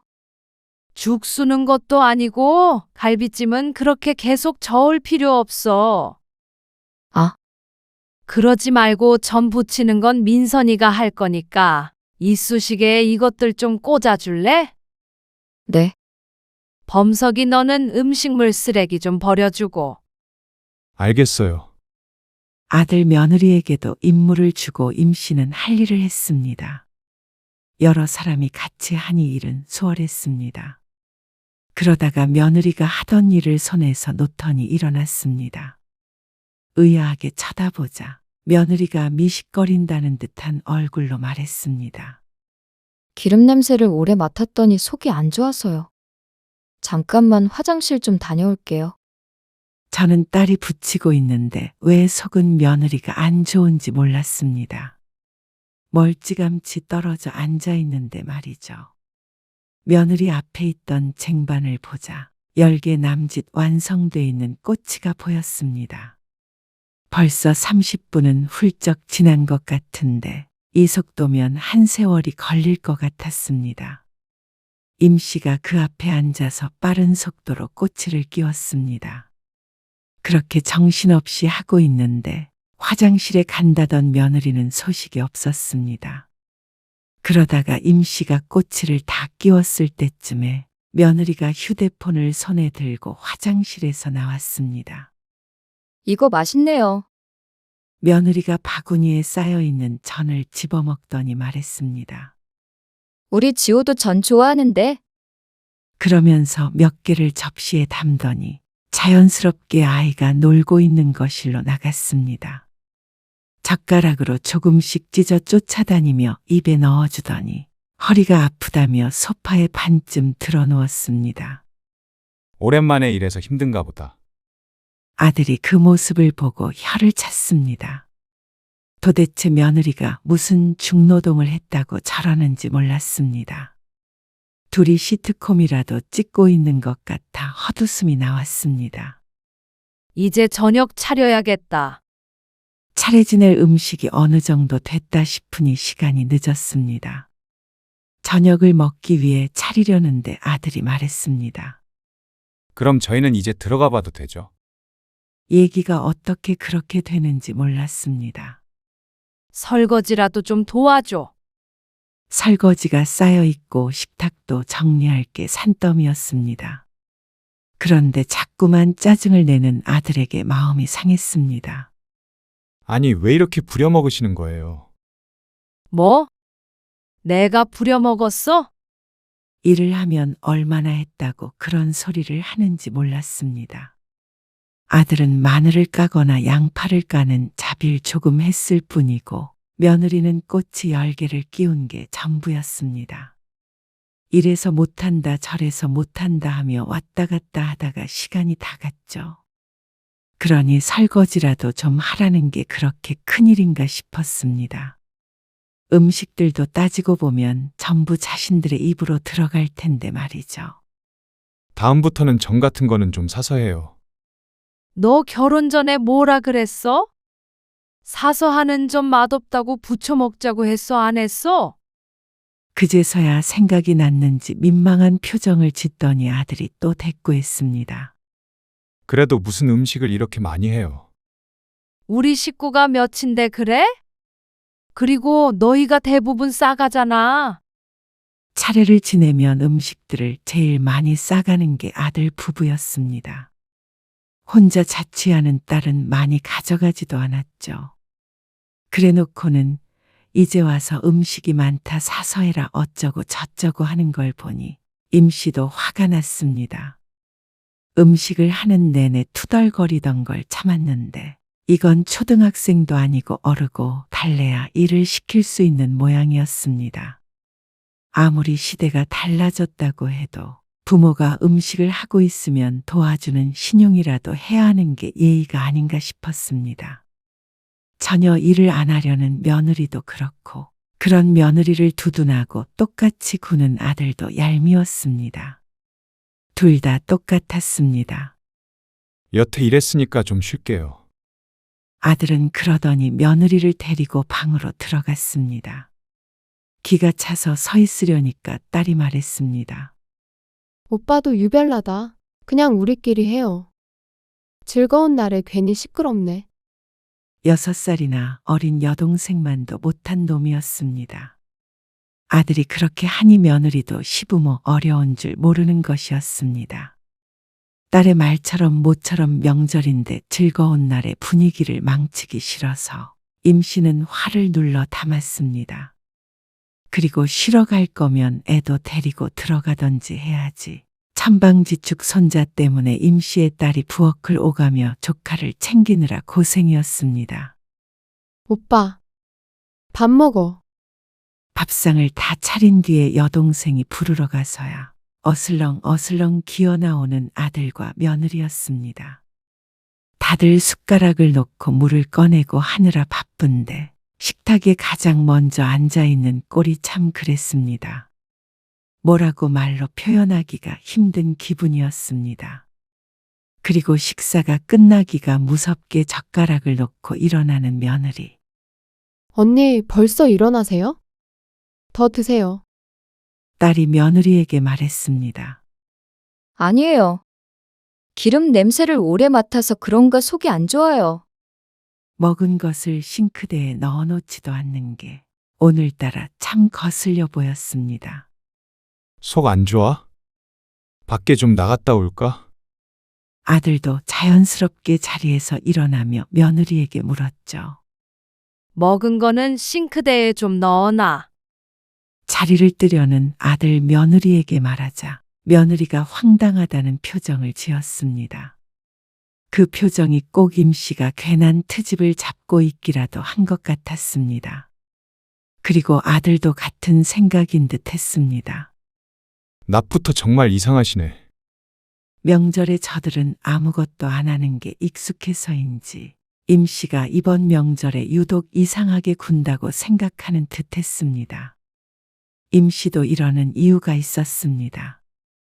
그래도 임씨가 응급실에도 다녀왔던 걸 아는 아들 내외가 이번에는 조금은 손을 보탤 거라고 내심 기대했습니다. 그게 인지상정이니까 말이죠. 또 몸도 아픈데 굳이 차례를 지내려고 하느냐? 왜 사서 고생을 하냐? 누군가는 그렇게 말할 수도 있었습니다.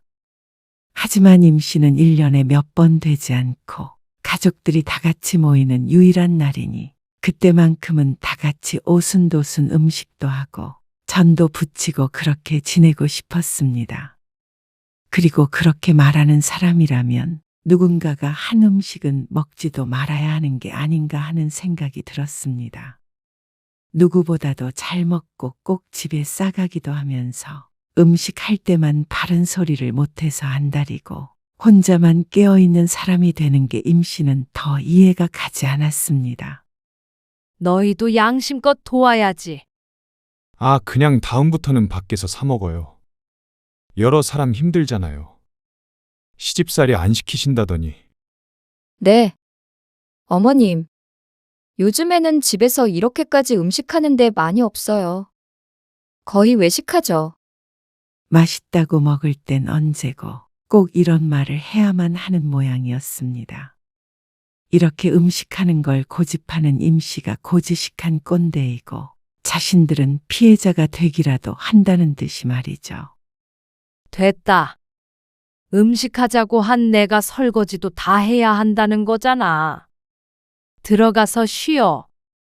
임씨의 비꼬는 말에 아들이 한숨을 쉬었습니다. 그런데 고개를 절레절레 흔들고는 며느리를 데리고 방으로 들어가 버렸습니다. 딸조차도 황당한 표정을 지었습니다. 아니, 자기들이 뭘 했다고 저래. 시집살이를 안 당해봐서 저런 말을 하지. 싹싹 비워진 아들 며느리의 밥그릇을 치우며 임씨가 한숨을 지었습니다. 식사를 마칠 때까지 아들 며느리는 방에서 나오지 않았습니다. 그리고 임씨의 딸이 과일을 깎아서 내오기가 무섭게 나와서 자신들 먹을 목만 덜어서 홀랑 들어가 버렸죠. 이제는 욕도 나오지 않았습니다. 이래도 좋다 저래도 좋다 했더니 정말로 자신들이 잘하고 있다고 생각하는 것 같았습니다. 그리고 다음 날이 되었을 때 일찍 일어난 임씨 가족과는 다르게 아들 며느리는 손자가 일어난 후에도 한참 있다가 눈을 떴습니다. 애초에 기대조차 하지 않았기에 굳이 깨우지도 않았습니다. 또 시집살이가 어쩌고 저쩌고 할 것이 뻔하기에 말이죠.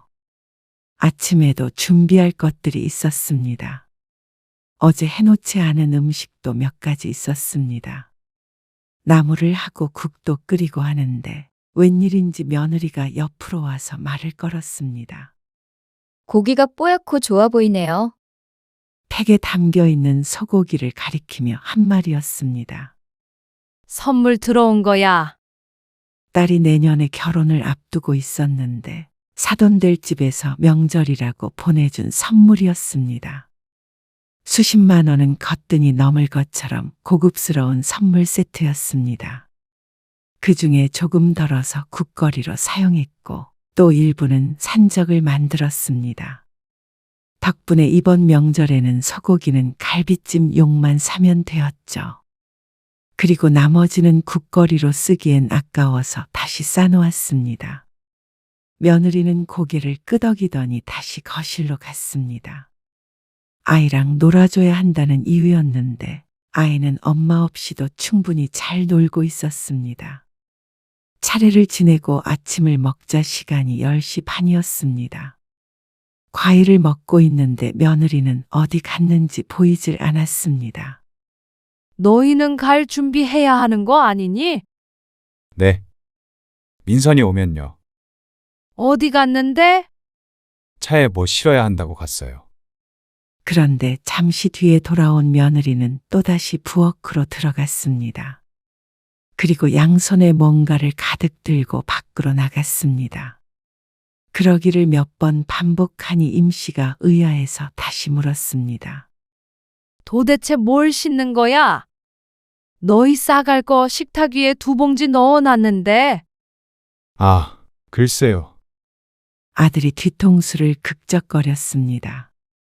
그런데 아무래도 기분이 이상해서 임씨가 몸을 일으켰습니다. 그리고 부엌으로 가니까 딸에게 싸주려고 한 봉지도 없어졌습니다. 여기 있던 건 민선이 싸주려고 따로 놨던 건데. 뭔데요? 소갈비찜 말이야. 그래서 일부러 넉넉하게 한 거야. 너희 것도 싸놨었는데 민선이 것도 가져간 거야. 글쎄요. 전 모르겠어요. 그런데 이상했습니다. 부엌 한켠에 놓여 있었던 바구니가 횡하니 빈 것이 보였습니다. 과일잎과 전, 산적도 안 보였고 나물도 따로 반찬통에 넣어놨는데 없었습니다. 혹시 내장고에 넣어놨나 싶어서 열어보았는데 더 황당한 장면을 목격했습니다. 여기 있던 소고기는 어디 간 거야? 무슨 소고기요? 딸이 물었습니다. 선물로 받은 거 말이야. 여기다가 통째로 넣어놨단 말이야. 다른 데 둔 거 아니에요? 부위별로 따로 보관이 되어 있어서 랩만 씌워서 그대로 넣어놨습니다. 그걸 넣기 위해서 냉장고 정리도 했으니 잘못 기억하고 있을 리가 없었습니다. 그때 며느리가 문을 열고 들어왔습니다. 여보, 가자. 애기 챙겨. 알았어. 엄마, 저희는 이만 가볼게요. 아니, 잠깐만. 나가려는 아들 내외를 임씨가 멈춰 세웠습니다. 아무래도 이런 짓을 할 사람은 며느리밖에 없었습니다. 다들 과일 먹느라 바쁠 때 계속 부엌과 차를 오갔으니 말이죠. 뭐 싸간 거야? 네? 뭐가요? 너희 가져갈 거 따로 올려뒀는데 다른 것도 가져갔니? 아, 저희 건 줄 알고요. 냉장고에 있던 음식도 없고 거의 도둑이 왔다 간 것처럼 텅텅 비어 있었습니다. 별거 안 챙겼어요? 그런데 별거 안 챙겼다는 며느리. 그러면 음식들이 하늘로 솟기라도 했다는 말인지. 너희 트렁크 좀 보자. 트렁크를요? 아, 엄마. 무슨 트렁크까지 확인해요. 음식 좀 싸간 거 가지고. 아니, 음식이 싹 다 없어졌으니까 그렇지. 좀 챙겨갈 수도 있죠. 너희만 입이야. 가져가도 어느 정도 가져가야지. 그리고 음식 하지 말아라, 시집살이 시키지 말아라 어쩌고 저쩌고 했으면서 우리가 한 음식은 왜 가져가? 엄마, 진짜 이러실 거예요? 진짜 쪼잔하게. 뭐? 쪼잔. 어처구니가 없었습니다. 그 소리를 누가 누구한테 해야 하는 건지 몰랐습니다. 너희 트렁크 좀 봐. 그러고는 빌라 밖으로 갔더니 입구 쪽에 주차되어 있는 아들 차가 보였습니다. 짐을 더 실을 생각이었는지 트렁크는 활짝 열려 있는 채였습니다. 그런데 트렁크 안이 가관이었습니다. 아주 정리도 어쩜 그렇게 예쁘게 했는지 몰랐습니다. 이 상태로 시장에 나가 장사를 해도 될 정도였죠. 바나나, 사과, 배, 메론, 포도. 차례상에 올라갔던 과일 외에도 임씨의 집에 있던 과일들까지 모두 챙긴 모양이었습니다. 그리고 이틀 동안 했던 각종 음식들도 미리 챙겨왔던 것인지 반찬통에 곱게 담겨 있었습니다.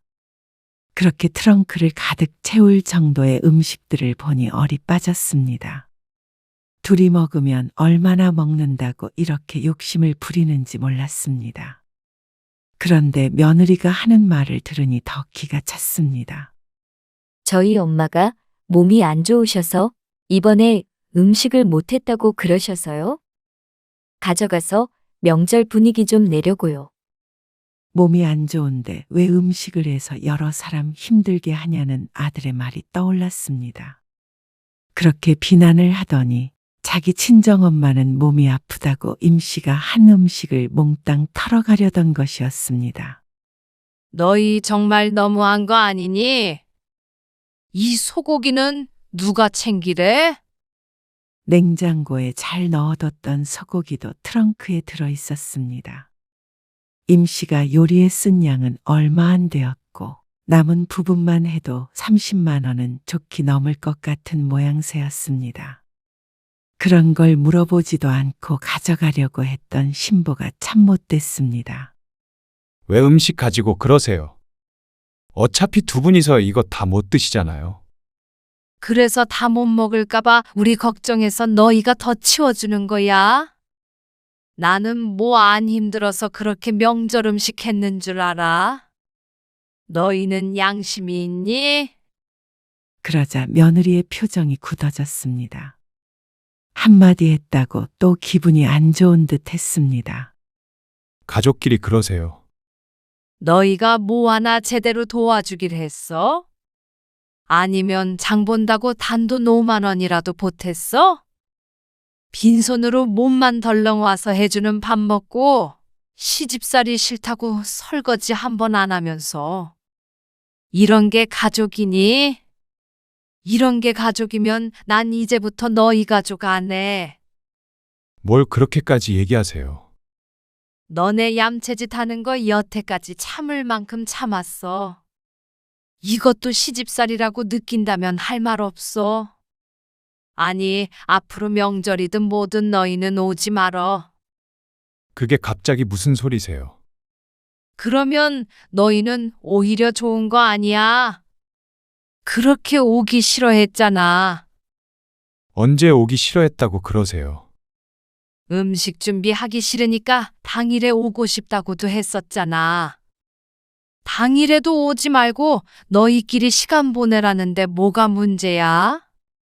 아무리 그래도 아들은 그러면서 며느리를 힐끔 쳐다보았습니다. 좋아해야 하는 건지 나빠해야 하는 건지 그것조차도 며느리의 눈치를 봐야 알 수 있는 것 같았습니다. 등신도 상등신이 따로 없다고 생각했습니다. 왜? 대놓고 좋아하지는 못하겠니? 이거 다 내려놓고 이만 가봐. 너희 이제 안 와도 원망 안 할 테니까. 임씨는 트렁크에 있던 음식을 모조리 꺼내게 했습니다. 원래 아들네를 주려던 목까지 말이죠. 사과 한쪽도 주기가 싫었습니다. 살다 살다 자식에게 이렇게 아까워질 날이 올 줄은 몰랐습니다. 아들 며느리는 뒤도 안 돌아보고 쌩하니 가버렸습니다. 그리고 연락도 오지 않았죠. 이렇게 괘씸한 것들 먹인다고 그동안 고생했던 걸 생각하면 억울하기까지 했습니다. 하지만 앞으로는 오지 않을 테니 차라리 속 시원했습니다. 얄밉다 얄밉다 할 시간에 우리 가족끼리 오붓한 시간을 보내면 되니까 말이죠. 그리고 다음 명절에 아들 내외는 정말 오지 않았습니다. 그리고 임씨도 따로 연락하지 않았습니다. 아들이 결혼하고 그렇게 평화로운 명절은 처음이었습니다. 세 식구가 참 오순도순했습니다. 그리고 얼마 뒤에 딸이 결혼을 했습니다. 딸이 결혼하고 혹여나 아들네처럼 될까 걱정했는데 사위도 어쩜 그렇게 살가운 사람을 데리고 왔는지 넷이서 같이 떡국도 끓이고 부침개도 해먹고 참 즐거운 명절을 보냈습니다. 그러니 편애를 할 수밖에 없었습니다. 엄마, 이번에 민선이네 차 사주셨어요? 어떻게 알았어? 민선이랑 통화하다가요. 우리 사위 사준 거지. 아니, 어떻게 그래요? 지연이한테는 안 사주시고. 왜 차별하세요? 우리 가족한테 사준 건데 왜 네가 뭐라고 해? 저희는 가족 아니에요? 어머, 가족 안 하기로 한 거 아니었어?